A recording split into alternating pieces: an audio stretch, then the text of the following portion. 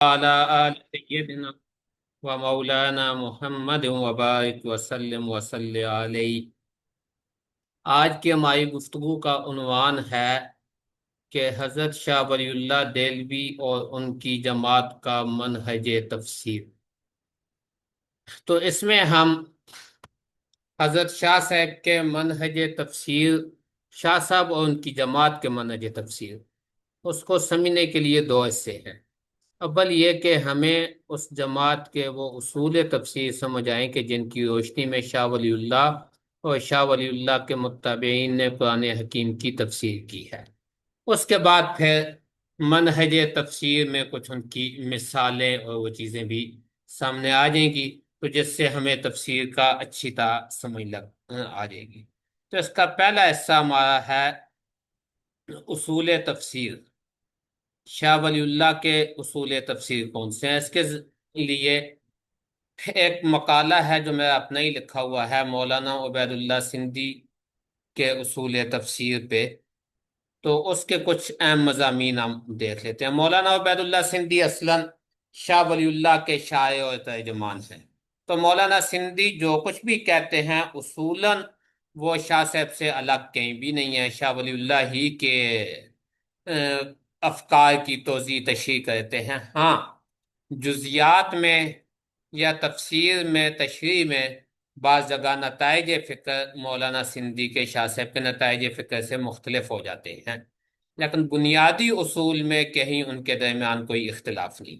اس کو خود مولانا سندھی اپنے الفاظ میں یوں کہتے ہیں کہ یہ آپ کے سامنے ایک کھلا ہوا ہے، اس کو ذرا پڑھیں دیکھیں۔ کہتے ہیں کہ قرآن معارف و مطالب میں مجھے شاہ ولی اللہ دہلوی کے علاوہ کسی اور حکیم کے افکار سے مدد لینے کی ضرورت نہیں پڑی۔ میں نے قرآن سے جو کچھ اخذ کیا ہے اور جو بھی معنی و مضامین قرآن سے مستنبط کیے ہیں، مجھے ان کی تعین اور تائید کے لیے شاہ صاحب کی حکمت سے بائے جانے کی ضرورت پیش نہیں آئی۔ تو مولانا سندھی کے اصول تفسیر کو ہم اسی نقطہ نظر سے پڑھ رہے ہیں کہ یہ شاہ ولی اللہ کے اصولوں ہی کی تسہیل، توضیح ہے۔ اور الفوظ الکبیر پہ خود شاہ سے مولانا سندھی کا کام ہے۔ مولانا لوگوں کو توجہ بھی مسلمانوں کو اس طرف دلاتے ہیں کہ وہ شاہ ولی اللہ کی طرف توجہ کریں اور شاہ ولی اللہ کو پڑھیں کہ اس زمانہ میں قرآن اور اسلام کی تائید میں شاہ صاحب کے ان علمی افادات اور حکیمانہ افکار کی طرف ہندوستانی مسلمانوں کا توجہ نہ کرنا سب سے بڑی بدقسمتی ہے۔ مولانا نے اپنی کتابوں میں جگہ جگہ حضرت شاہ صاحب کی کتابوں کا تعارف کروایا، الفوظ الکبیر کا، فتح الرحمن بترجمۃ القرآن کا اور دیگر کتابوں کا وہ انہوں نے جا بجا تعارف کروایا ہے۔ ان کا خیال یہ ہے کہ ہندی مسلمانوں کو اسے پڑھنا چاہیے۔ شاہ صاحب کا ترجمہ قرآن، جس سے شاہ صاحب کا ترجمہ کرنے کا مقصد سمجھ آ جاتا ہے، اور یہیں پہ ان کے اصول اور ان کے منہج کی طرف بھی اس میں رہنمائی ملتی ہے۔ اس کو ذرا آپ دیکھیں کہ شاہ صاحب نے خود اپنے ترجمہ قرآن کا تعارف کن الفاظ میں کہا۔ کہتے ہیں یہ زمانہ جس میں ہم لوگ موجود ہیں اور یہ ملک جس کے ہم باشندہ ہیں، اس میں مسلمانوں کی خیرخواہی تقاضا کرتی ہے کہ ترجمہ قرآن سلیس اور بامعاوضہ فارسی میں بغیر اظہار فضیلت اور عبارت آرائی کے اور متعلق قصوں اور توجیحات کے ذکر کیے بغیر کیا جائے، تاکہ عوام اور خواص یکساں طور پر سمجھ سکیں اور چھوٹے بڑے سبھی معنی قرآن کا ادراک کر سکیں۔ اس لیے اس اہم کام کا دائیہ فقیر کے دل میں ڈالا گیا اور اس کے لیے مجبور کیا گیا۔ یہ جو شاہ صاحب نے بات کی ہے نا، اس میں شاہ صاحب نے اپنا مقصد بھی بیان کر دیا اور اسی کے اندر شاہ صاحب کے منہج کا بھی اظہار ہو رہا ہے کہ بغیر اظہار فضیلت اور عبارت آرائی کے اور متعلق قصوں اور توجیحات کے ذکر کیے بغیر، یعنی شاہ صاحب نے ترجمہ اور حاشیہ دونوں کے میں اسلوب یہی رکھا ہے کہ انتہائی اختصار اور بامقصد باتوں تک محدود رہے ہیں۔ مولانا سندھی کہتے ہیں کہ فتح امان کے نام سے ترجمہ کیا، جو 1151 ہجری میں ختم ہوا اور 1156 ہجری میں فتح امان کی تدریس کا افتتاح ہوا۔ آپ نے ترجمہ کے ساتھ مختصر طور پر تشریح فوائد بھی لکھے، جن کی اہمیت میں یورپ جا کر سمجھ سکا ہوں۔ جی قاضی یاسر صاحب، جی قاضی صاحب کیا کہتے ہیں؟ سر جی ہم نے کیا کہنا ہے، بڑے لوگ آپ گفتگو کر رہے ہیں تو ہم چھوٹوں کا کیا کام ہے آپ کے ساتھ بولنا؟ اچھا، تو پھر آپس میں کیوں بولتے ہو؟ جی اچھا،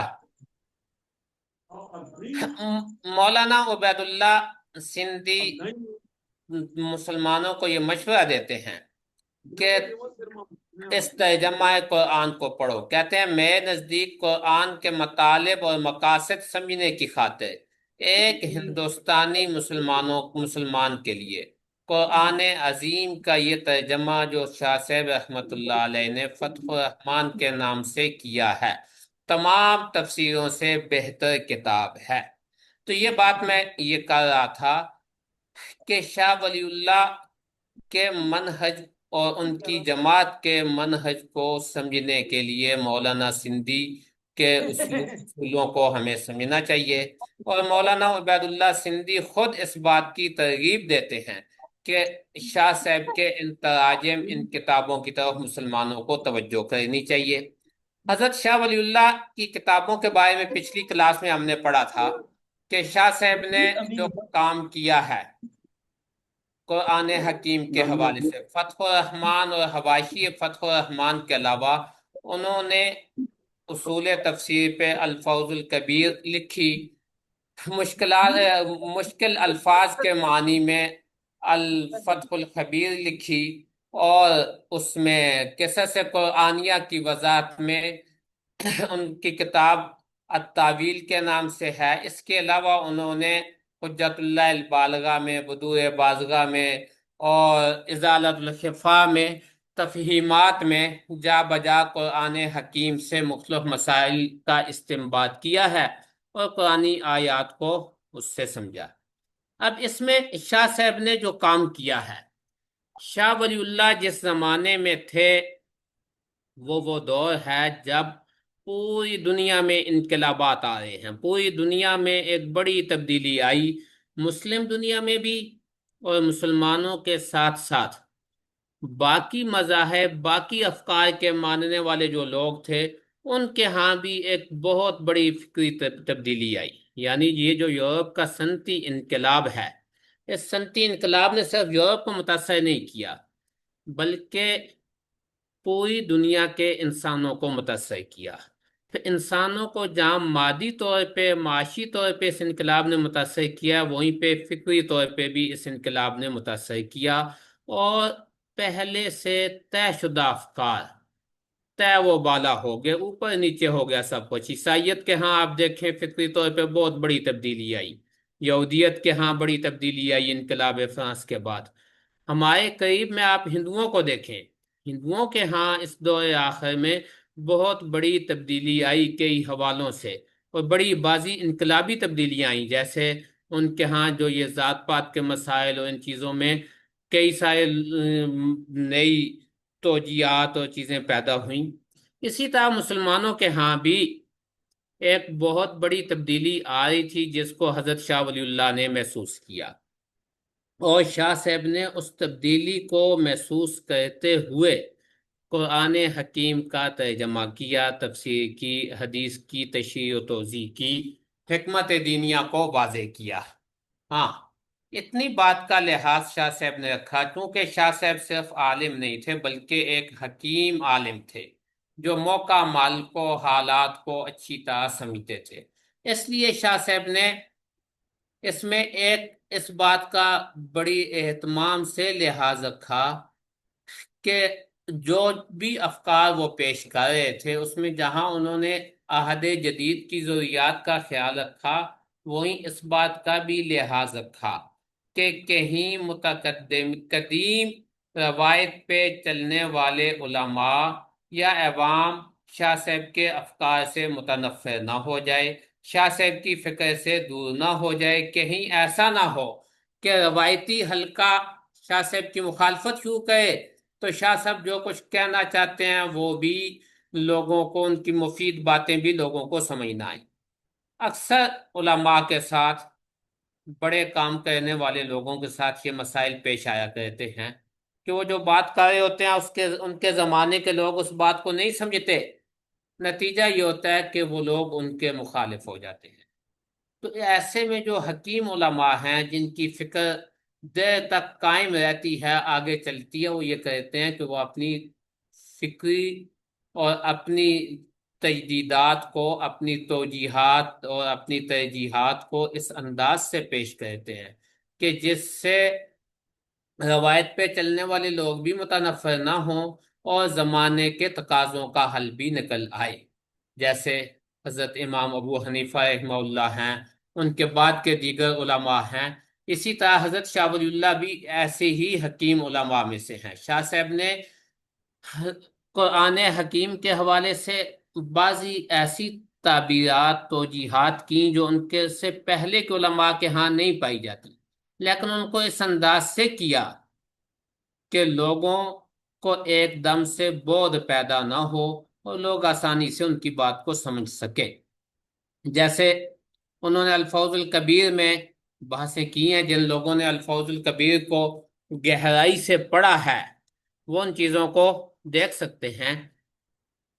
اسباب نزول پہ شاہ صاحب کی رائے، پہ اسباب نزول کو 4 حصوں میں تقسیم کرنا، عملی اس کو کیا کہتے ہیں، اس کی مختلف آیات کی تطبیق، توضیح، یہ بات آگے آ رہی ہے۔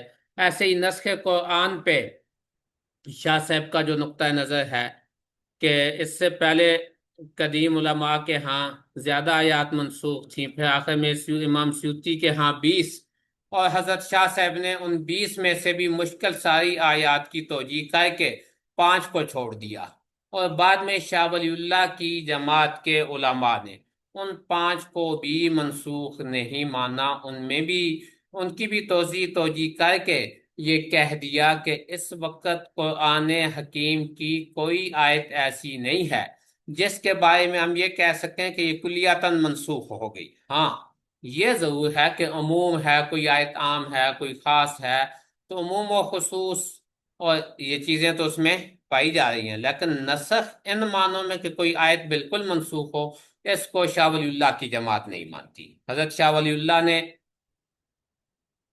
5 آیتوں میں نسخ تسلیم کیا، آگے شاہ صاحب کی جماعت کے علماء نے، حضرت علامہ انور شاہ، مولانا محمد قاسم نانوتوی، علامہ انور شاہ، نواب مولانا نذیر حسین محدث دہلوی، نواب صدیق حسن خان، مولانا عبید اللہ سندھی، مولانا حسین علی الوانی، مولانا صوفی عبدالحمید خان سواتی، مولانا احمد علی لاہوری، مولانا عبداللہ درخواستی، مولانا عبداللہ بہلوی، یہ سارے علماء جو حضرت شاہ ولی اللہ کے منہج پہ تفسیر قرآن کرنے والے ہیں، ان کا نقطہ نظر یہی ہے کہ قرآن میں کوئی آیت منسوخ نہیں۔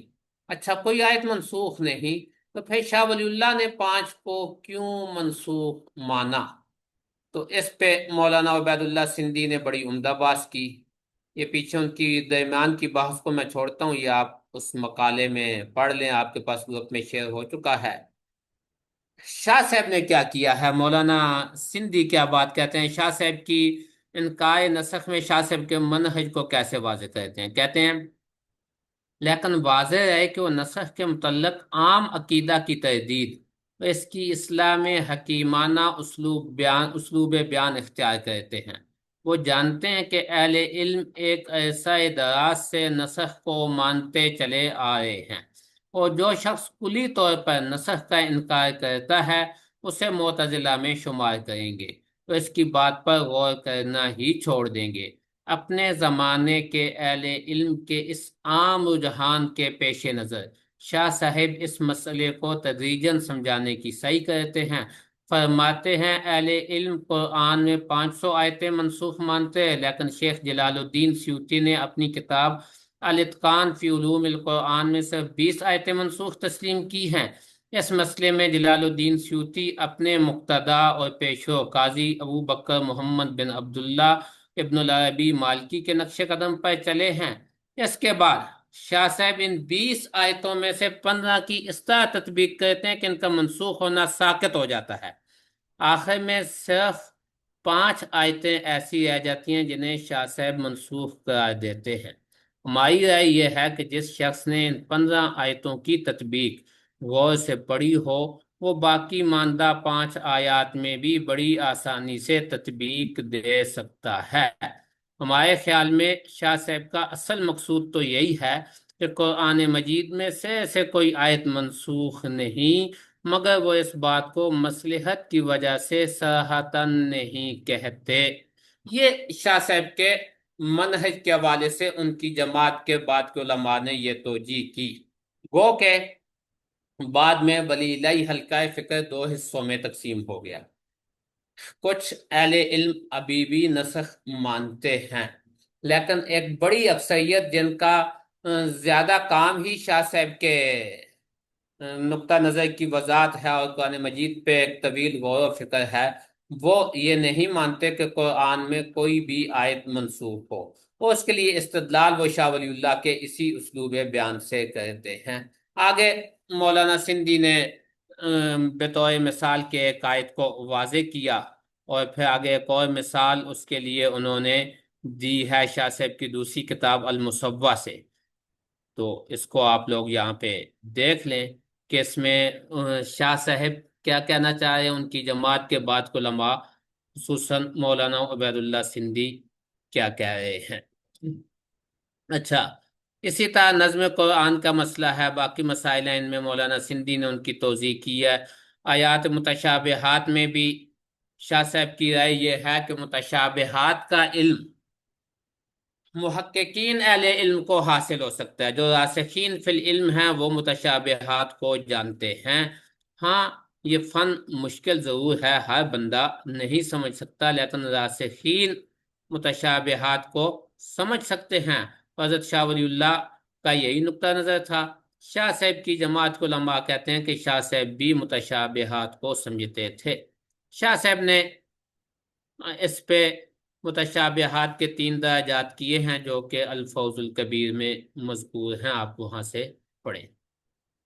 اب آگے ہم چلتے ہیں کہ حضرت شاہ صاحب کے ہاں، مولانا سندھی کے ہاں، ان کی جماعت کے دیگر مفسرین قرآن کے ہاں چند نمایاں اصول کون سے ہیں جس کی بنیاد پہ وہ قرآن حکیم کی جب تفسیر کرتے ہیں تو دیگر کئی سارے علماء سے ممتاز ہو جاتے ہیں۔ سب سے پہلی بات،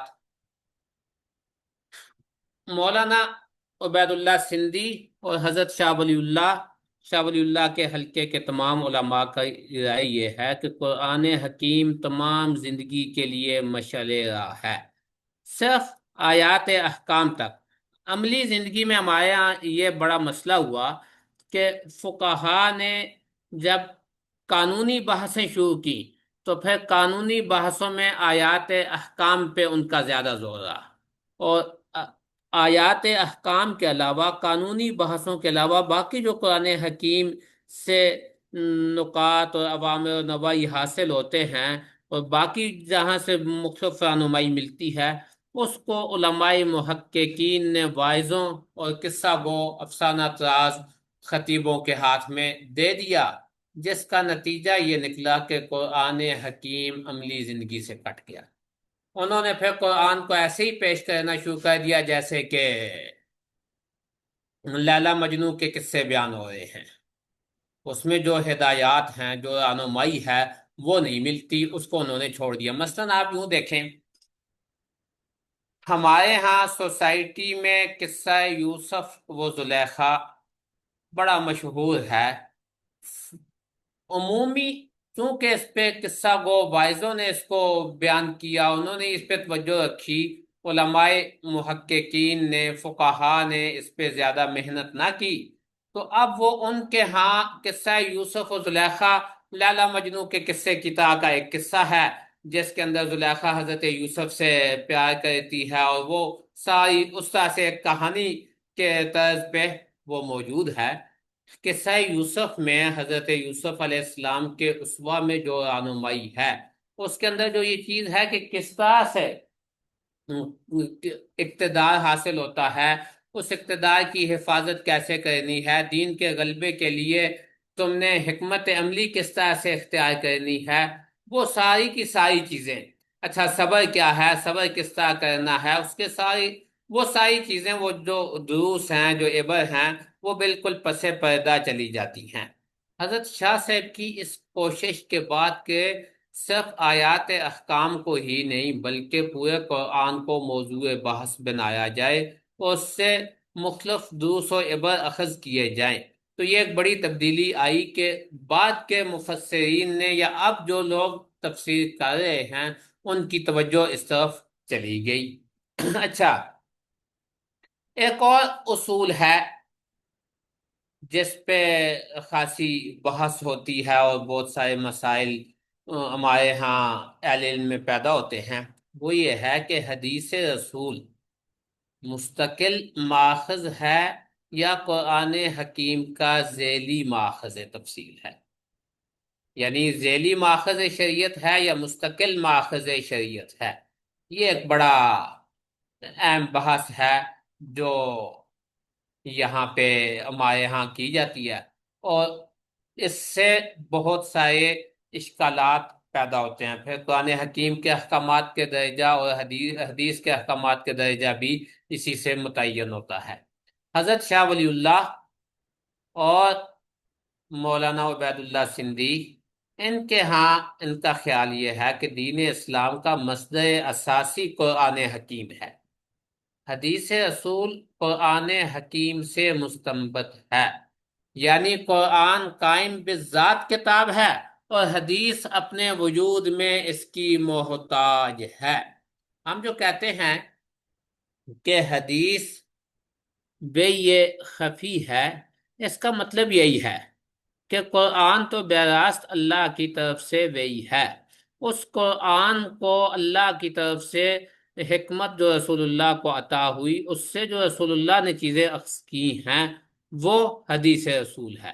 اور اب جہاں کہیں رسول اللہ صلی اللہ علیہ وسلم کی کسی بات پہ اللہ نے انہیں متنبع نہیں کیا تو وہ ملحق بالوحی ہو گئی ہے، وہ حدیث، اس کو وحی خفی کہتے ہیں۔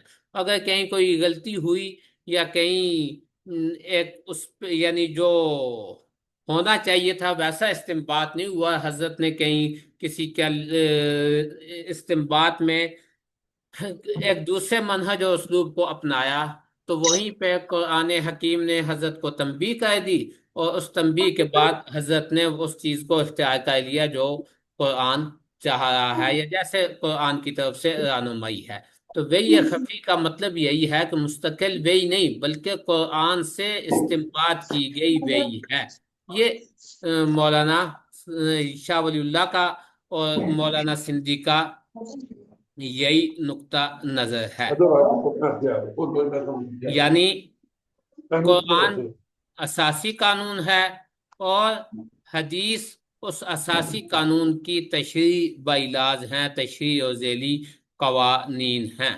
اس میں سنت کے اندر پھر مولانا سندھی رسول اللہ صلی اللہ علیہ وسلم اور سابقین اولین کے عہد وفاق تک کے جتنے فیصلے ہیں اس سب کو شامل کرتے ہیں، اور اس سب کے بارے میں وہ یہی کہتے ہیں کہ یہ سارے اساسی قانون سے مستنبط ہیں جو کہ قرآن ہے، اور یہ اس کی عملی تفصیلات ہیں، یعنی حضرت رسول اللہ صلی اللہ علیہ وسلم کا عہد اور خلفائے راشدین کا۔ خلفائے راشدین کے عہد میں بالخصوص حضرت عثمان رضی اللہ تعالیٰ عنہ کے ابتدائی 6 سالوں تک کا عہد، یہ اس کو وہ سنت میں شمار کرتے ہیں۔ اچھا، ایک اور چیز، شان نزول کے حوالے سے بھی قرآن کو سمجھنے میں بسا اوقات مسائل پیش آتے ہیں، تو اس میں انہوں نے مولانا حضرت شاہ ولی اللہ نے الفوز الکبیر میں بحث کی ہے، وہ کسی آیت کو کسی واقعہ کے ساتھ خاص کرنے کے بجائے عموم لفظ کا اعتبار کرتے ہیں، یعنی وہ شان نزول کی قسمیں کرتے ہیں 3۔ ایک قسم وہ ہے جہاں پہ بغیر اس کے شان نزول کے بغیر سمجھ ہی نہیں آ سکتا، جس میں شان نزول کے بغیر سمجھ ہی واقعہ مسئلہ سمجھ ہی نہیں آ سکتا، وہاں شان نزول ضروری ہے۔ اچھا، بعض واقعات ایسے ہیں کہ جہاں پہ شان نزول اس لیے ضروری ہے کہ وہاں کوئی علمی مسئلہ تو نہیں، یعنی وہاں پہ روایت کی وضاحت اس کی ضرورت ہے کہ وہاں کسی سابقہ قصے کا بیان، اور حدیث میں اگر اس کو بیان کیا گیا تو اس اعتبار سے اس کو سمجھنا اس سے لازمی ہے۔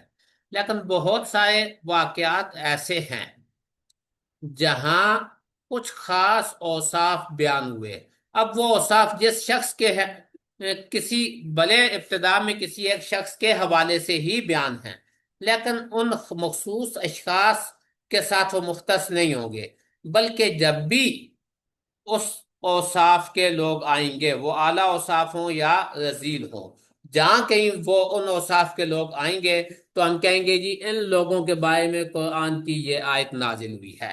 اب دیکھیں اس میں کیا کہتے ہیں، گو ائمہ فقہا نے اصول فقہ میں بالاتفاق اس امر کی صحت کی ہے کہ اگر قرآن عظیم کی کوئی آیت بلفظ عموم نازل ہوئی ہو اور مفسرین اس کے شان نزول کے متعلق کوئی خاص واقعہ یا اس سے آیت کہاں چلا گیا، کوئی خاص واقعہ ذکر کرتے ہوں، لیکن قرآنی مطالب کی تشریح میں عمومیت ہی مد نظر رہے گی اور کسی خاص شخص یا واقعہ سے اس آیت کو مخصوص کر دینا محل اعتبار نہ ہوگا۔ عجیب بات یہ ہے کہ اس قاعدے پر تو سب کا اتفاق ہے، لیکن ہمارے مفسرین کا یہ حال ہے کہ آپ جس تفسیر کو اٹھا کر دیکھیں، یہ ہر آیت کے متعلق ایک جزوی واقعہ مذکور ہوگا۔ مثلا یہ آیت ابو جہل کے حق میں ہے، یہ آیت عبداللہ بن ابی منافق کے بارے میں نازل ہوئی، یہ حضرت ابو بکر صدیق کی فضیلت میں اتری، اس آیت میں اہل بیت کے فضائل کا بیان ہے۔ غرض قرآن کی آیات کو مخصوص اشخاص اور واقعات سے مختص کر دینے کا نتیجہ یہ نکلا کہ آپ اساتذہ اور طلباء کو انہی جزئی چیزوں میں غور کرتا ہوا پائیں گے۔ قرآن عظیم کو عملاً آیات احکام تک محدود کر دینے، نیز اس کی آیات کو عمومی مطالب کے بجائے جزئی واقعات سے مختص کر دینے کا اثر یہ ہوا کہ قرآن بحیثیت مجموعی مسلمانوں کی زندگی میں مؤثر نہ رہا۔ چاہیے تو یہ تھا کہ وہ ہماری تمام عملی سرگرمیوں میں مشعل ہدایت بنتا، لیکن ہوا یہ کہ وہ محض پڑھنے پڑھانے تک محدود ہو کر رہ گیا۔ شاہ صاحب نے الفوظ الکبیر کی ابتدا میں اس غلطی کو نہایت وضاحت سے بیان کیا ہے۔ چنانچہ آیات احکام کے سلسلے میں شاہ صاحب فرماتے ہیں کہ اجتماعی طور پر عام بنی نوع انسان میں جو بد اخلاقیوں اور بدعمالیاں ظہور پذیر ہوتی رہتی ہیں، ان آیات کا سبب نزول ان کو سمجھنا چاہیے۔ یہاں کسی زمانے اور قوم کی تخصیص نہیں، عرب ہوں یا عجم، آج کا زمانہ ہو یا کوئی پہلے کا گزرا ہوا دور، جہاں تک یہ خرابیاں پیدا ہوں گی، قرآن کی ان آیات کا انطباق ان پر ہوگا۔ اس ضمن میں الفوظ الکبیر کی عبارت ملاحظہ ہو، تحقیق شدہ امر یہ ہے کہ جہاں بھی برے اعمال اور ظلم کا وجود ہوگا، وہ ان آیات کا سبب نزول سمجھا جائے گا۔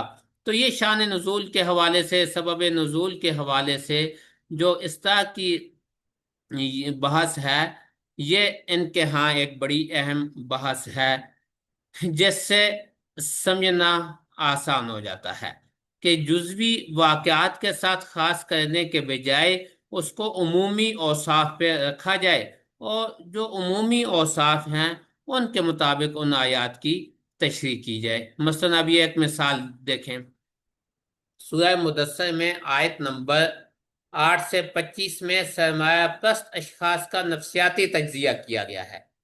ان آیات کو نبی اکرم صلی اللہ علیہ وسلم کے زمانے کے ایک منکر ولید بن مغیرہ سے وابستہ کر کے فارغ ہو جانا کافی نہیں، بلکہ ان آیات کو ہر زمانے پر چسپاں کر کے دیکھا جائے اور ہر شخص اپنی ذہنیت کا جائزہ لے کر فیصلہ کرے کہ وہ کہاں تک اس سرمایہ پرستانہ ذہنیت میں مبتلا ہے۔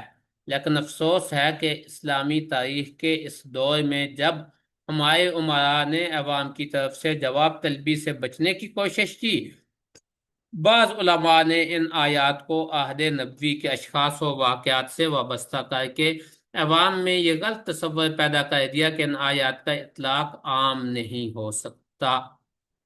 اب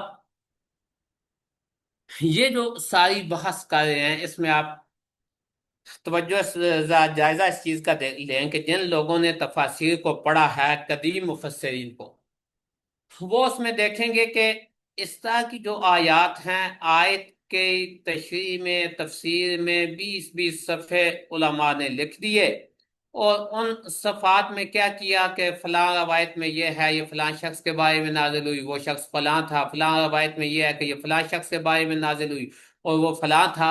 اس آیت سے حاصل ہونے والا جو سبق ہے، جو نتائج ہیں، یا جو آج میرے لیے رہنما ہیں، اس کو اکثر مفسرین بھول جاتے ہیں، اس کو ذکر نہیں کرتے۔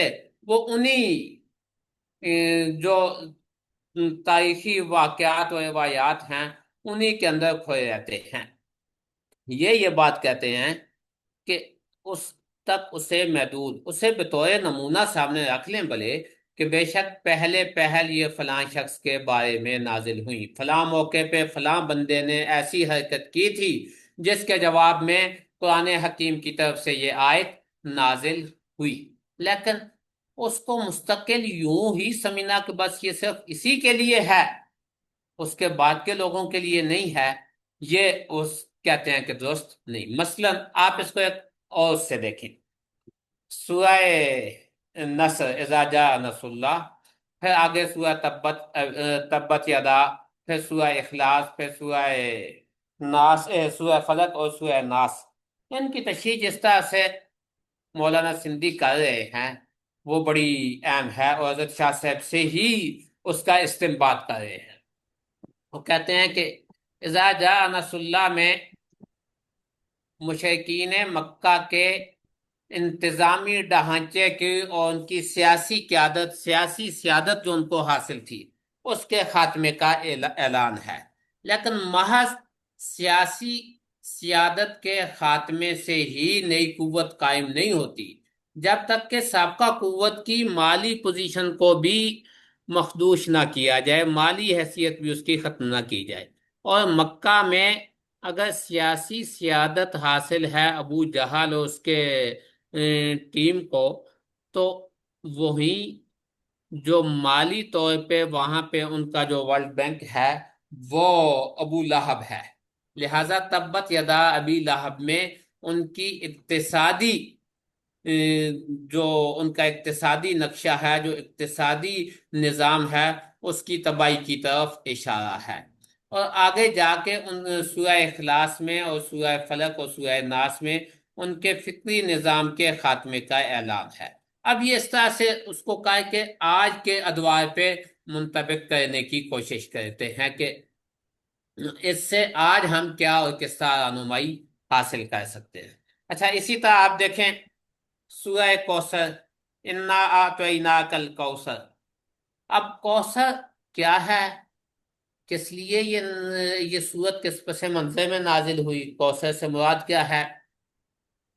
عموماً مفسرین کی بحث اس میں رہتی ہے کہ یہ اس سے مراد محض حوض کوثر ہے، اور یہ اس کی طرف اشارہ ہے کہ روز قیامت ہم آپ کو حوض کوثر عطا کریں گے، اور آپ نماز اور پڑھتے ہیں، قربانی کرتے ہیں، آپ اپنی عبادات میں مصروف ہیں، انشاءاللہ روز قیامت آپ کو حوض کوثر ملے گا۔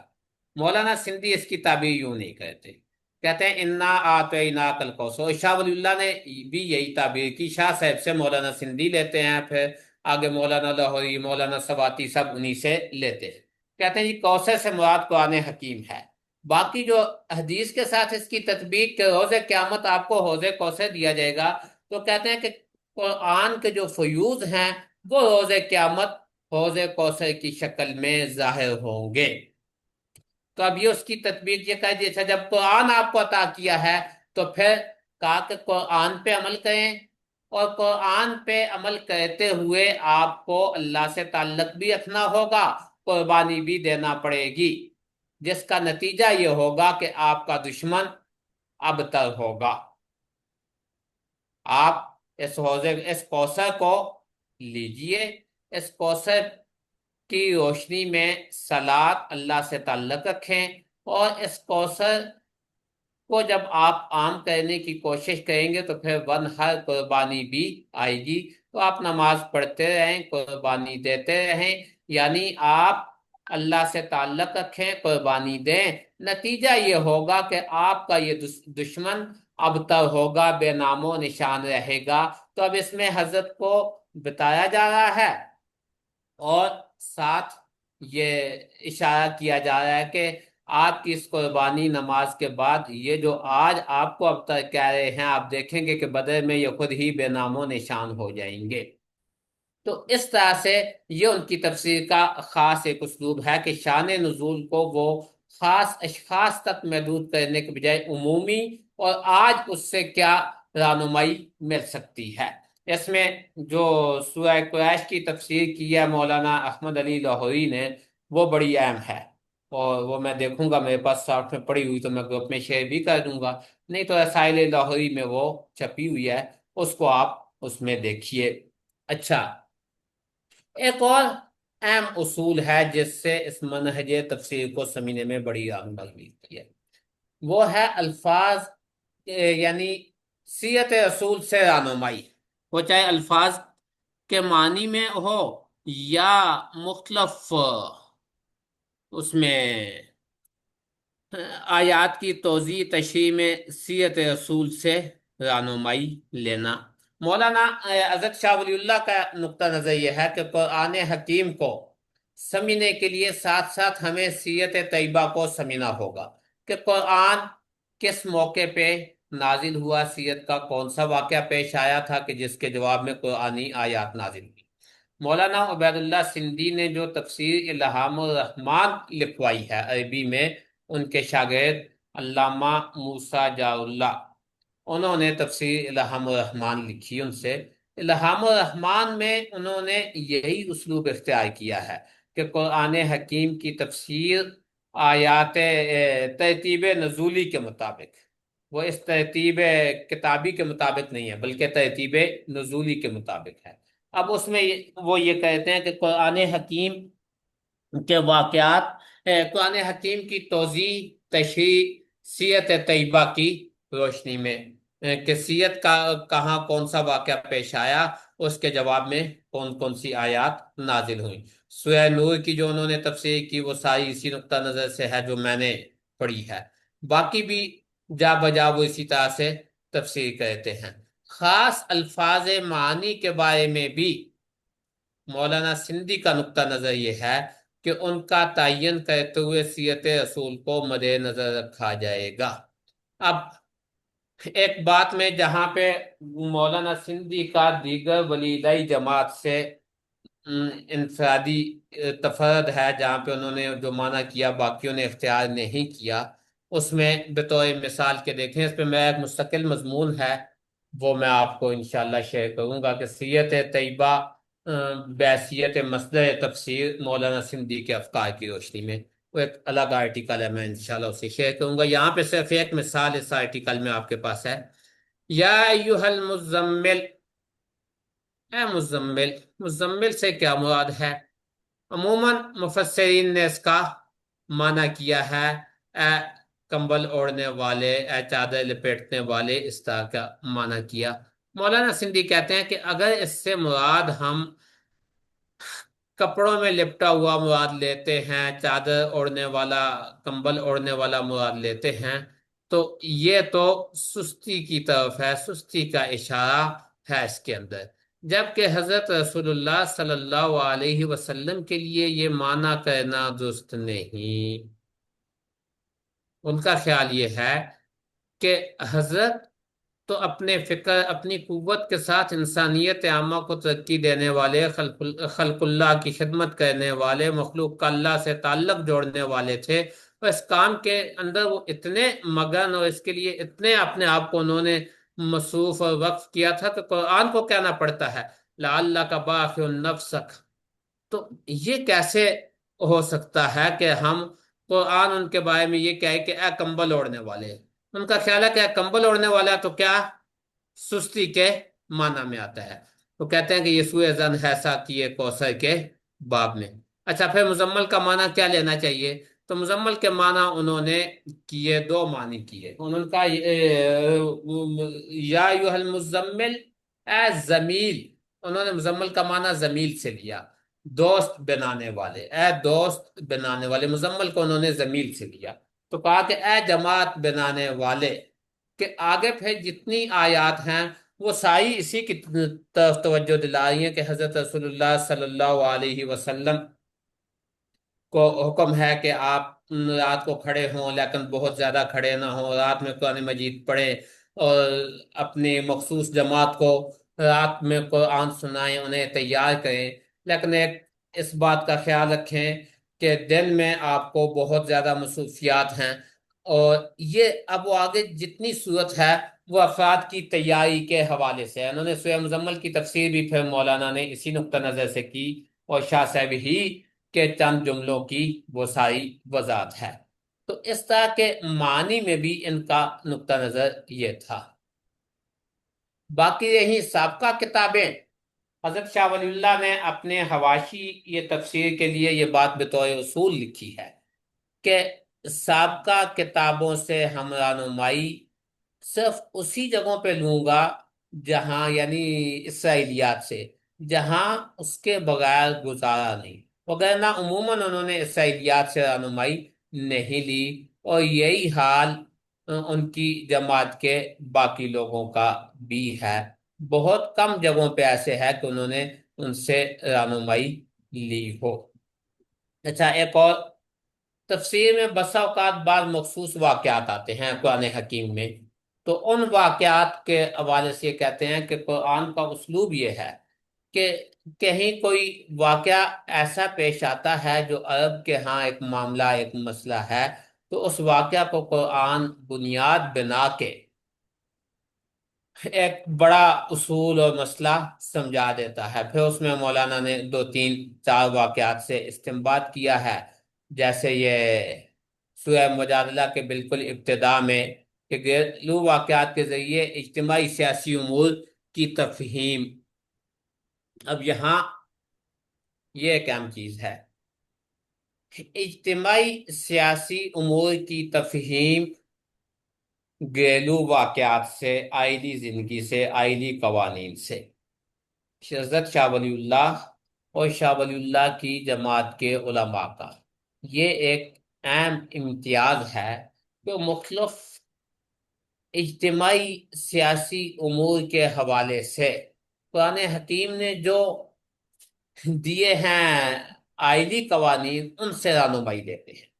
اب اس میں مولانا عبید اللہ سندھی اور ان کے تلامذہ زیادہ اس اصول کو اختیار کرتے ہوئے کچھ چیزوں میں بہت آگے بھی بڑھ گئے، جس پہ باقی لوگوں نے تنقید کی ہے، لیکن مجموعی شاہ صاحب سے متعلقہ لوگوں کا اسلوب یہی ہے کہ وہ عام، یعنی اجتماعی سیاسی امور کو سمجھانے کے لیے گھریلو واقعات سے استدلال کرتے ہیں، اور کہتے ہیں کہ قرآن کا یہ عام اسلوب ہے، کیونکہ عرب اپنے گائے پہ حاوی تھے۔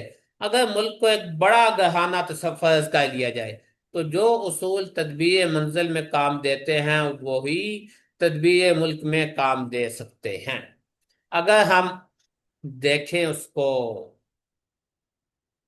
مولانا احمد علی لاہوری کی جو ابھی حال ہی میں تفسیر چھپی ہے، تفسیر لاہوری، اس کو، یا اس سے پہلے جو مولانا سندھی کی مختلف امالی چھپی ہوئی ہیں ان کو، تو سورہ بقرہ میں جہاں گھریلو مسائل ہیں، نکاح طلاق کی مباحث ہیں، یا آگے جا کے سورہ نساء میں، وہاں انہوں نے اس کے ظاہری معنی کو باقی رکھتے ہوئے الاعتبار و تعویل کے اصولوں پر کچھ دیگر جو اجتماعی سیاسی امور یا وہ چیزیں تھیں ان کے حوالے سے بھی انہوں نے وہاں سے رہنمائی لی ہے۔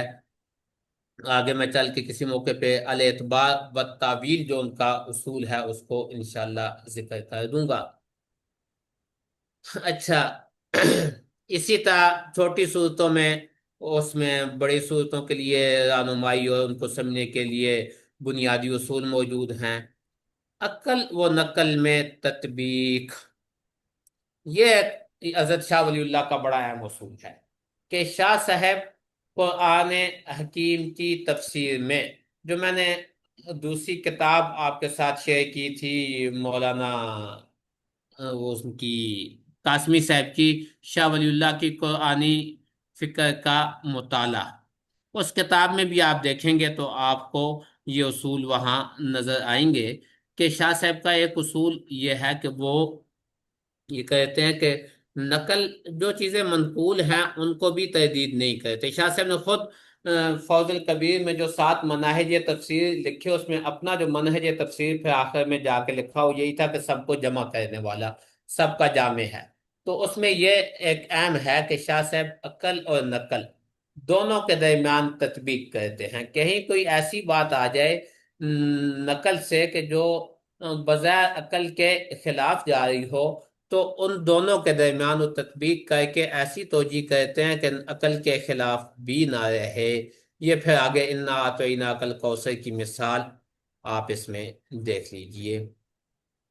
اسی طرح ما بعد الطبیعات سے متعلق آیات کی تفسیر، اس میں بھی حضرت شاہ صاحب کا ایک منفرد اصول ہے، اور اس کی 3 قسمیں کر کے اس میں اس کی تفسیر کرتے ہیں۔ یہ ایک بات، جدید سائنسی حقائق کی تصدیق اور تائید کیا آیات قرآنیہ سے کی جا سکتی ہے؟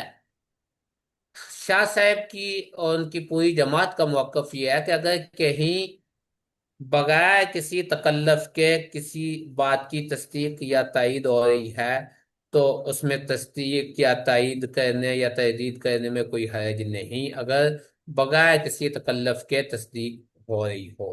لیکن مستقل یہ موضوع بنا کے آیات قرآنیہ کی تفسیر کے لیے یہی اسلوب بنا لیا جائے کہ سائنسی حقائق جو آج ثابت ہیں ان کو تفسیر سے ثابت کیا جائے، تو یہ بات ولی اللہ جماعت کے لیے قابل قبول نہیں۔ اس میں مولانا سندھی نے اپنا ایک واقعہ لکھا ہے کہ مصر میں طنطاوی جوہری، جن کی بڑی طویل 30 جلدوں میں قرآن حکیم کی تفسیر ہے، اس کے حوالے سے جب ان کے ساتھ مکالمہ ہوا تو اس مکالمے پہ انہوں نے ان سے یہی بات کی کہ اگر اس طرح سے ہم کہیں گے تو اس کا تو مسئلہ یہ ہے کہ اس کا تو پھر نتیجہ یہ ہوگا کہ سب کچھ قرآن میں موجود تھا، تو ان کے اس درجے پر پہنچنے سے پہلے آپ کہاں تھے؟ آج آپ کہہ رہے ہیں کہ قرآن میں یہ بات ہے، تو اس سے پہلے کیوں نہیں کہی؟ تو یہ ایک بڑا اہم ہوا۔ اچھا، کل کو اگر تبدیل ہو جاتی ہے ان کا کوئی سائنسی نقطہ نظر، تو پھر آپ کیا کہیں گے؟ پھر قرآن منسوخ ہو جائے گا۔ تو یہ بحث اس میں وہ شاہ صاحب کے حلقے کی یہی ہے۔ ہاں، اس میں شاہ صاحب کے حلقے میں سے سر سید احمد خان وہ ذرا پھسل گئے، اور انہوں نے اپنے زمانے کے سائنسی حقائق کو قرآن حکیم سے ثابت کرنے کی کوشش کی، لیکن چونکہ یہ ولی اللہ جماعت کے ہاں قابل قبول نہیں تھا، تو سر سید کو بھی اپنے مقدمہ تفسیر میں اس پہ بحث کرنا پڑی۔ وہاں پہ انہوں نے پھر یہ بحث کی کہ ورک آف گاڈ اور ورڈ آف گاڈ میں کوئی فرق نہیں ہے، اور آج اگر اس طرح سے ہے تو کل کو ورک آف گاڈ تبدیل ہو جاتا ہے تو ہم پھر یہ کہیں گے کہ ہمیں ورڈ آف گاڈ کا مطلب صحیح سمجھ نہیں آیا، خدا کے الفاظ کا مطلب ہمیں صحیح سمجھ نہیں آیا۔ تو وہ جس زمانے میں تبدیل ہوگا تو اس زمانے میں ہم انہی الفاظ خدا کا مطلب اس طرح سمجھیں گے۔ تو ظاہر ہے کہ اگر اس طرح سے کہیں گے تو پھر تو قرآن کو بغیچہ اطفال بنانا ہے کہ آج اس کا کچھ اور مفہوم ہے، کل کو اس کا کچھ اور مفہوم ہوگا۔ تو یہ چند ایک بنیادی اصول ہیں جو قرآن حکیم کے سمجھنے کے لیے لازمی ہیں ولی اللہ جماعت کے طریقہ کار پہ۔ اب قرآن کو سمجھنے کا، کس طرح سے قرآن کا مطالعہ کرنا چاہیے، اس پہ بھی میں نے ایک مستقل مولانا سندھی کے افکار کی روشنی میں آرٹیکل لکھا ہے، 5-7 صفحات کا، وہ میں آپ کے ساتھ شیئر کروں گا۔ لیکن حاصل اس کا یہی ہے جو یہاں پہ لکھا ہوا ہے کہ مؤثر طریقہ یہ ہے کہ براست قرآن حکیم کو پڑھا جائے اور تفاسیر میں نہ الجھا جائے۔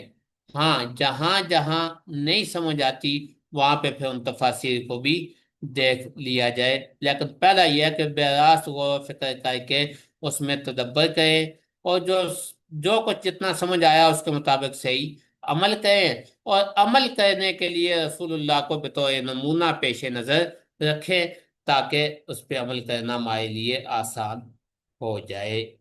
تو یہ چند اصول آپ کے سامنے میں نے ذکر کیے، اس میں آپ کے ذہن میں کسی کے کوئی سوال ہو تو بتا دیجئے۔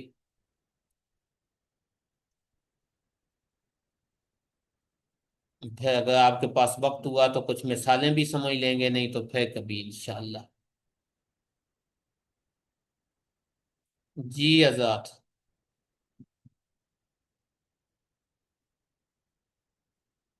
لگتا ہے سبھی سو گئے۔ السلام علیکم ورحمۃ اللہ۔ وعلیکم السلام جی یوسف صاحب، کیسے ہیں؟ جی اللہ پاک کا شکر استاد جی، آپ بھی خیریت سے ہوں گے انشاءاللہ۔ جی الحمدللہ۔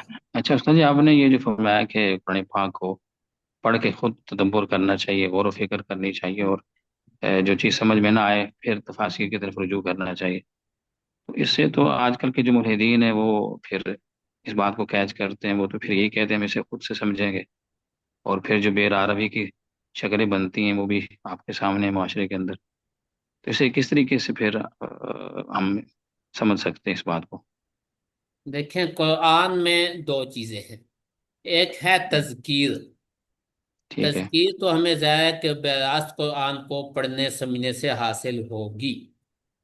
جی دوسری چیز ہے قرآن کے آیات متشابہات، ان کو سمجھنے کے لیے ہمیں اساتذہ کی طرف یا تفاسیر کی طرف رجوع کرنا پڑے گا۔ تو جو پہلا مقصد ہے وہ تو وہیں سے براست ہی پڑھنے سے حاصل ہوگا۔ شاہ صاحب نے جو ترجمہ قرآن لکھا اس کا بھی یہی مقصد تھا کہ عام دیہاتیوں کو ہر فارسی سمجھنے والا بندہ سمجھ سکے۔ اور جو شاہ عبد القادر صاحب نے لکھا ہے ترجمہ، اس کا بھی حاصل یہی ہے۔ ہاں، شاہ صاحب نے اپنے مقدمے میں ساتھ یہ وضاحت ضرور کر دی ہے کہ بہت سے مقامات ایسے ہیں جو بغیر استاد کے سمجھ نہیں آتے، تو وہاں پہ پھر استاد سے رہنمائی لینی چاہیے۔ شاہ صاحب کا مقدمہ، شاہ فی الدین صاحب کا جو مقدمہ ہے وہ بڑا اہم موصول ہے تفسیر کی، ترجمہ اور تفسیر کو سمجھنے کے لیے اس کو دیکھنا چاہیے۔ تو ہوگا یہی، جو لوگ متشابہات کے پیچھے پڑتے ہیں وہ تو ان کو آپ روک نہیں سکتے، لیکن عام جی لوگوں کے لیے قرآن حکیم کو بے راست پڑھنا، یہ تذکیر کے پہلو سے سب سے زیادہ مؤثر اور مفید چیز یہی ہے۔ حضرت شیخ الاسلام سید حسین احمد مدنی کے جو دروس ہیں جیل میں جو انہوں نے دیے تھے، اور مولانا محمد میاں صاحب نے ان کو مرتب کیا، شائع ہو چکے ہیں، سورہ فاتحہ کے دروس ہیں، کچھ حصہ سورہ بقرہ کا بھی ہے غالباً، اس میں وہ یہی بات کہتے ہیں کہ براست قرآن سے جو اصلاح ہوتی ہے، اس سے جو تصوف کے مراتب حاصل ہوتے ہیں، وہ لمبے چوڑے اذکار سے بھی حاصل نہیں ہوتے۔ قرآن مجید سے جو دل کی صفائی ہے وہ سب سے زیادہ ہے۔ ہاں، یہ کہ اس جی پہ وقت زیادہ لگتا ہے، اذکار اور مختلف مشاغل سے آدمی جلدی وہ ہو جاتا ہے، لیکن وہ زیادہ پائیدار نہیں۔ اور قرآن سے اصلاح ہونے میں وقت تھوڑا زیادہ لگتا ہے، لیکن وہ پائیدار ہے، اور سب سے لمبا ایسا پھر وہ ساری زندگی ساتھ رہنے والی چیز ہے۔ مولانا مدنی کے قول کا یہ حاصل ہے، کہیں مجھے موقع ملا تو وہ میں ان کی کتاب سے تصویر لے کے آپ کو شیئر بھی کر دوں گا انشاءاللہ۔ نہیں تو جزاک نیٹ پہ اللہ۔ کتاب موجود ہے، دروس قرآن حضرت شیخ الاسلام، وہاں سے اس کو خود ہی پڑھ لیں، ڈاؤن لوڈ کریں کتاب۔ صحیح، جزاک اللہ صحیح۔ ہاں جی، اور کوئی صاحب؟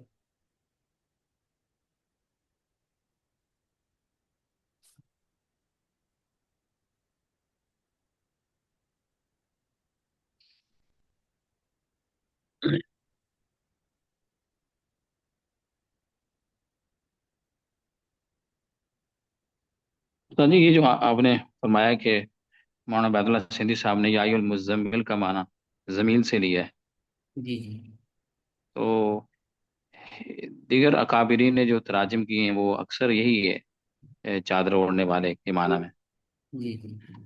تو پھر اسے ہم کیا غلط کہیں گے، یا پھر اسے ویسے بات تو یعنی کہ عقلی طور پہ ایسے ہی لگتا ہے کہ نبی علیہ الصلوۃ والسلام تو ظاہر بات ہے اپنے کاموں کاج میں مصروف تھے، دعوتی امور کے اندر، تو نہیں یہ کہ آپ علیہ الصلوۃ والسلام جو چادر لے کے آرام کرنے والے ہوں۔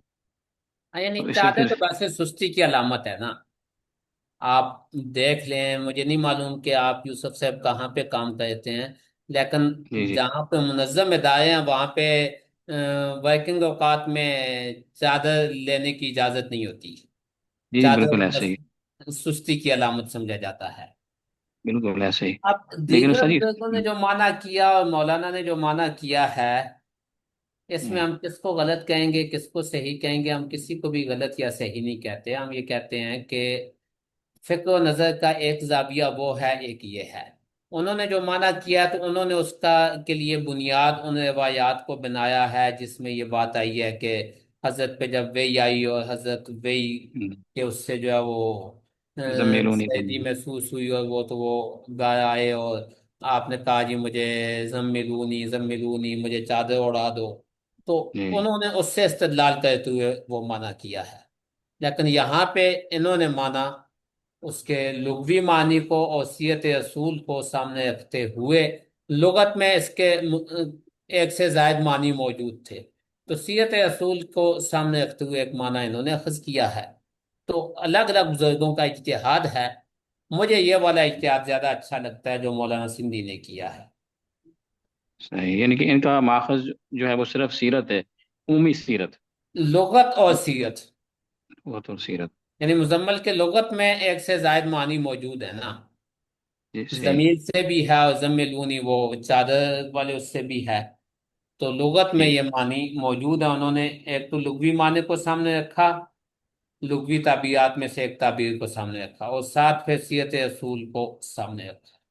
اصل میں صحیح. سندھی جس وقت یہ تفسیر پڑھا رہے ہیں اس وقت ان کو شیخ الہند نے مقرر کیا ہے کہ نظارت المعارف میں بیٹھ کے تم نے ایک طرف دیوبند اور علی گڑھ کو جمع کرنا ہے، دوسری طرف یہاں سے کچھ ایسے نوجوان تیار کرنے ہیں جو آنے والے سیلاب کا مقابلہ کر سکیں. جو صحیح. الحاد کا سیلاب آ رہا ہے، جو انگریز کی غلامی کا سیلاب ہے، جو فکری طور پہ غلامی کا سیلاب ہے، تو ذات ان کو وہاں پہ افراد تیار کرنے کے لیے شیخ الہند بٹھاتے ہیں. وہ جو بندہ وہاں اس نقطہ نظر سے بیٹھا ہے کہ میں نے کچھ لوگوں کو تیار کرنا ہے، اس نے پھر مانا کرتے ہوئے ان ساری چیزوں کو سامنے رکھنا تھا. تو اس حساب سے پھر وہ سوچنے کا انداز ان کا بدل گیا. صحیح. ٹھیک، یعنی کہ معنی دونوں درست درست ہیں، اپنا اپنا دونوں ذوق ہے دوست بس. ہیں، غلط ہم نہیں صحیح. کہیں گے، دونوں دوست ہیں. ترجیح ایک کو دیں گے. صحیح. جزاک اللہ. ہاں جی، قاضی یاسر کو کوئی بات سمجھ آئی ہے؟ سر جی مجھے ماشاءاللہ آج کا لیکچر بہت پسند ہے آپ کا، اللہ تعالیٰ آپ کو جزائے خیر عطا فرمائے. سر جی یہ اصول تفسیر کے تو آپ تفسیر کے کچھ اصول ہیں، پر لفظی اور جو با محاورہ ترجمہ کرتے ہیں اس کے کچھ اصول ہوں تو وہ اگر بتا دیں. لفظی اور بامعنی ترجمہ کے لیے آپ کو مستقل ایک کلاس پڑھنا پڑے گی. ایسے نہیں ابھی فوری طور پہ میں کیا بتاؤں گا آپ کو. شاہ صاحب نے ترجمے کی 3 قسمیں کی ہیں، اور وہ 3 قسمیں آپ کو میں نے بتائی تھیں جب آپ چوتھے سمسٹر میں تھے. تو اب واپس آپ چوتھے سمسٹر میں جاؤ گے تو پھر دوبارہ اس چیز کو پڑھ لیں گے. اب تو آپ 7ویں میں چلے گئے ہیں. تو بہرحال وہ آپ ان نوٹس کو دیکھیں نا. ترجمے کی انہوں نے قسمیں کی ہیں: لفظی ترجمہ، حاصل معنی، اور پھر تفسیری ترجمہ. یعنی لفظی ترجمہ، بامعنی ترجمہ اور تفسیری ترجمہ. اور شاہ صاحب نے یہ کیا کہ ان تینوں کو جمع کیا ہے. چوتھا ترجمہ، چوتھی قسم ان کی اپنی ہے. یعنی اس میں نہ انہوں نے لفظی کو چھوڑا، لفظوں سے بہت دور بھی نہیں گئے، اور بالکل لفظی بھی نہیں رکھا. اور صرف محاورہ نہیں ہے بلکہ بریکٹ میں جہاں جہاں ضرورت پیش آئی تو کوئی کوئی تفصیلی نقطہ، تفصیلی جملہ بھی ساتھ، تفصیلی لفظ بھی بڑھا دیا. تو وہ انہوں نے یہ کہا کہ میں نے ان تینوں ترجموں کو جمع کیا. لفظی ترجمہ، لفظ کے تحت دوسرا لفظ لکھ دیا جائے.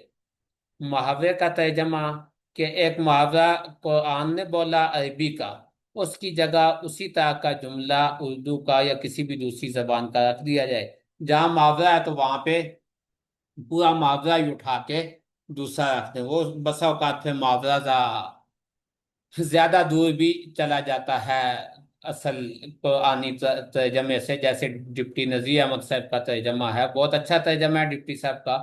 اس میں فرق یہی ہے کہ ڈپٹی صاحب کا ترجمہ با محاورہ ترجمہ ہے، یعنی ڈپٹی صاحب نے ترجمے میں محاوروں کا استعمال بہت زیادہ کیا، اور پھر وہ اس میں اردو اور خاص دہلی کے محاورے انہوں نے استعمال کیے، اور بعض دفعہ ایسے محاورے بھی استعمال کر لیے جو شاید قرآنی الفاظ سے زیادہ بعید اور دور ہو گئی، وگرنہ نفس ترجمہ کے اعتبار سے ان کا ترجمہ بڑا اچھا ہوا ہے۔ اور تیسری قسم ہے تفسیری ترجمہ۔ تفسیری ترجمہ ہے جیسے ہمارے پاس اردو میں ترجمہ ہے مولانا آزاد کا، جس کو ترجمانی قرآن کہتے ہیں، یا مولانا مودودی کا، کہ انہوں نے ترجمہ کرنے کے بجائے ترجمانی کی ہے۔ تو شاہ صاحب نے ان تینوں چیزوں کو اکٹھا کیا ہے اپنے ترجمہ فتح الرحمان میں۔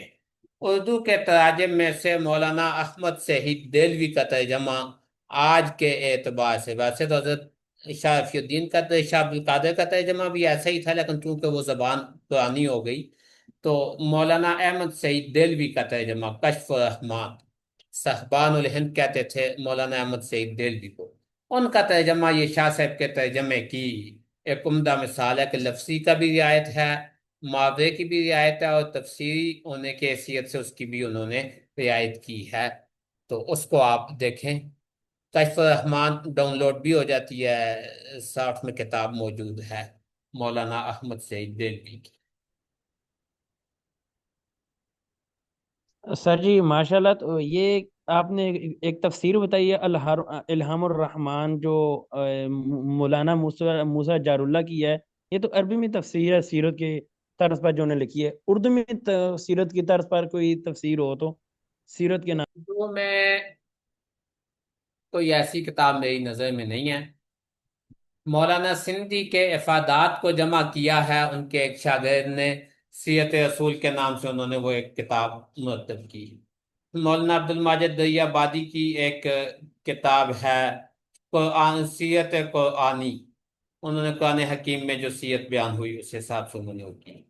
باقی مستقل ساری تفسیروں کی اس طرح سے ساری آیات کی تفسیر اس طریقے سے کی ہو، یعنی پورے قرآن کی تفسیر، ایسے میرے ذہن میں بھی نہیں ہے۔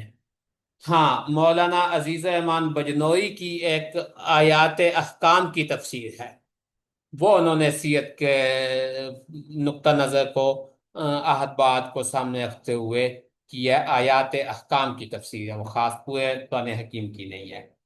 اچھا، اسی طرح سے مولانا اجمل خان، اجمل خان محمد اجمل خان، یہ مولانا آزاد کے سیکرٹری تھے اور مولانا عبید اللہ سندھی کے شاگرد تھے۔ انہوں نے سیرت رسول پہ اس نقطہ نظر سے تین چار کتابیں لکھی۔ ایک تو انہوں نے یہ لکھا قرآن حکیم کی مختلف صورتوں کے زمانہ نزول کا تعین اس میں انہوں نے کیا۔ ایک تفصیلی تفسیرت لکھی ہے جو قرآن حکیم سے مستنبت، یعنی انہوں نے اقرا سے شروع کیا اور آخری آیت وَاتَّقُوا يَوْمًا تُرْجَعُونَ فِيهِ إِلَى اللَّهِ، وہاں تک کہ اس کو لے کے گئے ہیں، اور وہ آہد بعد سارا اسی طرح سے لکھا کہ قرآن کی مختلف آیات کی تفسیر ہے، اس سے انہوں نے سیرت کو لکھا ہے، لیکن وہ کتاب شائع نہیں ہوئی ابھی تک، اس کا مخطوط موجود ہے دہلی میں۔ جو ان کی شائع ہوئی ہیں دو کتابیں وہ مختصر ہیں، وہ اس طرح پورے تفصیل کے ساتھ نہیں ہے۔ اور ان کے علاوہ سیرت قرآنی کے نام سے مختلف لوگوں نے لکھی ہیں، مگر خاص پوری تفسیر اردو میں میرے ذہن میں کوئی بھی نہیں ہے، شاید کہیں کوئی ہو۔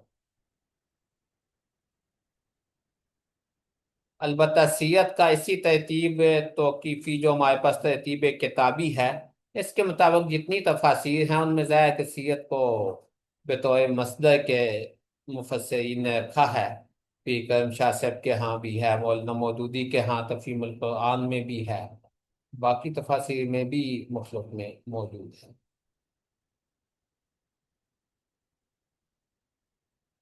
اچھا،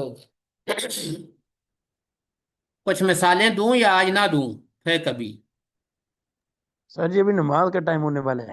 اچھا، بس ٹھیک ہے، پھر نماز پڑھیں تو انشاءاللہ پھر کبھی اس میں بھی تو کچھ مثالیں بھی عرض کر دوں گا، نہیں تو निशानदेही कर दूंगा मुख्तलिफ किताबों की और मवाक़े की, वहाँ से आप पढ़ लीजिएगा। ये जो मैंने आपके सामने आपके साथ किताबें शेयर की हैं, जो किताब शेयर की है, उसमें भी शाह वलीउल्लाह की कुरानी फ़िक्र का मुताला, उसके भी आखिरी दो बाबों में जहाँ फतहुर रहमान और हवाशी फतहुर रहमान का जायजा लिया गया है, उनमें मिसालें दी गई हैं काफ़ी सारी। कुछ और चीज़ें भी इंशाअल्लाह शेयर करें। ये हंजला साहब कौन है जी? ये तो आज मुझे नया नाम नजर आ रहा है। जी, मौलाना हंजला साहब। वालेकुम अस्सलाम जी सर। आप कौन है? जामिया नुसरत उलूम से फरागत है हम साल। अच्छा अच्छा, और पहली माशाल्लाह। क्लास में आपकी शामिल नहीं हो सका था। अच्छा, चलिए जी, खुश आमदेद। ठीक है आप इंशाल्लाह। आपका बारह इलाका कौन सा है? गुजरांवाला है। अच्छा, गुजरांवाला से ही है। जामिया के करीब ही रहायश है, घंटा घर के करीब। अच्छा, घंटा घर के करीब ही आपकी रहायश है। चलिए जी, माशाल्लाह। घंटा घर तो हमारी भी रहायश है, ये एक लंबा ऐसा। फिर तो आपसे मिलना पड़ेगा सर। हाँ हाँ, मिलेंगे इंशाल्लाह। इंशाल्लाह। घंटा घर के पास ही है मदरसा नुसरत उलूम का हॉस्टल, जहाँ पे हमारी रहायश हुई है। चलिए, मौलाना सईद साहब मेरे क्लास फेलो हैं। अच्छा अच्छा अच्छा, वो हमारे उस्ताद मोहतरम है वो भी। जी, सईद साकिब साहब। जी जी। मैं और वो दोनों एक ही क्लास में थे, और घंटा गाय से हम दोनों हाथ पकड़ के चलने का मुकाबला करते थे कि हमने 7 मिनट में काजी अमीरुल्लाह साहब के दरस के लिए पहुंचना है। और काजी आज पहुंचना है। मरकजी मस्जिद में, वहां से फिर 7 मिनट में नुसरतलूम में मगरिब के बाद उनका दरस सुन के वापसी फिर हमारी 4 मिनट या 5 मिनट इसमें होती थी कि मगरिब के बाद खाना लगता है उसको पहुंच जाए। अल्लाह अकबर। अच्छा जी, तो सही ठीक है खाने जी। जी, खाने की तलब वक्त कम कर देती थी आपका। हाँ ना, वो टाइम इतना थोड़ा होता था ना, आपको पता है कि 20 मिनट के बाद तो घंटी बज जाती थी ज्यादा से ज्यादा। इसलिए हमने भाग के पहुंचना होता था। आरिफ के साथ दोस्ती थी, उसको हम कह देते थे कि हमारे लिए बचा के रखना। अच्छा जी, इंशाल्लाह फिर मुलाकात होगी। इंशाल्लाह। सलाम वालेकुम व रहमतुल्लाह। वालेकुम अस्सलाम।